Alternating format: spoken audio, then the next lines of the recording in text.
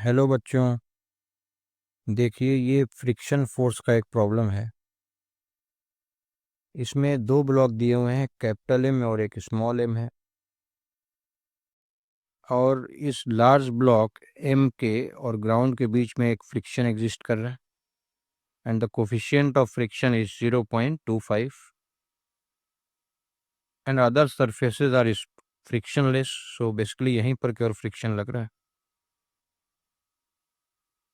हमें फाइंड करना था maximum ratio of M and m, that is we have to find small m upon capital M so that system remains at rest.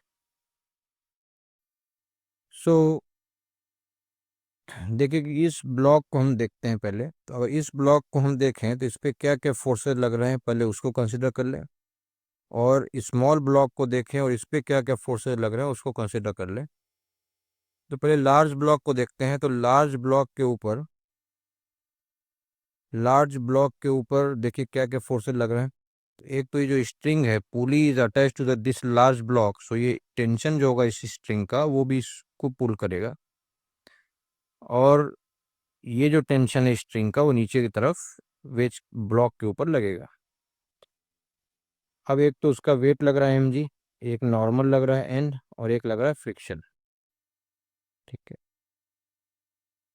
और अगर हम small block को देखें सो इस स्मॉल ब्लॉक m के ऊपर एक तो टेंशन लग रहा है t, नीचे फोर्स लग रहा होगा उसका वेट mg, और एक लग रहा होगा नॉर्मल फोर्स जो ये ब्लॉक लगा रहा होगा। तो ये ब्लॉक रेस्ट में है। तो अगर ये ब्लॉक रेस्ट में है तो वर्टिकल इक्विलिब्रियम के लिए T and mg should be equal, so tension should be equal to mg।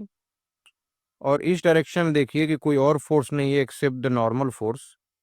So for equilibrium इस डायरेक्शन में भी नेट फोर्स जीरो होना चाहिए। इसका मतलब नॉर्मल फोर्स की वैल्यू जीरो होगी। इसका मतलब इस ब्लॉक पे कोई नॉर्मल फोर्स नहीं लग रहा। तो अगर इस पे कोई नॉर्मल फोर्स नहीं लग रहा तो ये ब्लॉक इस लार्ज ब्लॉक पे भी कोई नॉर्मल फोर्स नहीं लगाएगा। इसलिए हमने यहाँ पर देखिए कोई नॉर्मल फोर्स कंसिडर नहीं किया है।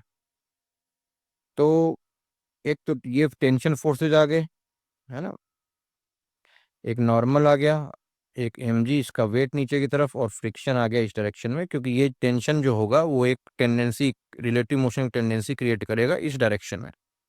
सो friction will act in opposite direction.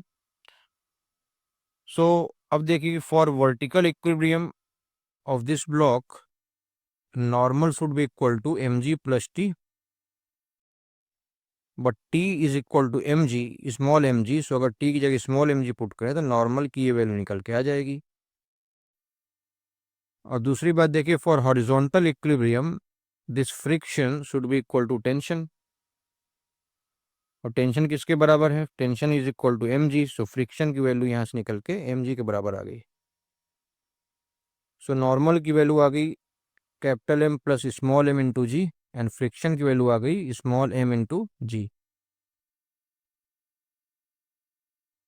अब यहाँ कंडीशन हम अप्लाई कर लेंगे। जब भी ऐसा कुछ क्वेश्चन में पूछा हुआ मैक्सिमम रेशियो, मैक्सिमम या मिनिमम की बात कर रहा हो, तो ऐसे केस में हम कंडीशन लगा लेते हैं।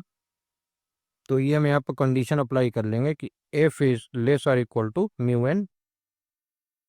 सो F is less or equal to mu N, तो फ्रिक्शन फोर्स की जगह हम mg पुट कर दें और नॉर्मल फोर्स की जगह ये वैल्यू पुट कर दें। यहाँ तक कि g कैंसल आउट हो गया। म्यू को मल्टीप्लाई करें so m less or equal to mu m plus mu into small m। So देखिए इसको लेफ्ट साइड ले आएंगे तो this becomes m minus mu m less or equal to mu into capital M। So m common हो गया, 1 minus mu less or equal to mu m। So mu की value अगर हम रख दें 0.25, so it will become 0.75 and this will become 0.25 m। So small m upon capital M की value आ जाएगी 0.25 upon 0.75, so this value is equal to 1।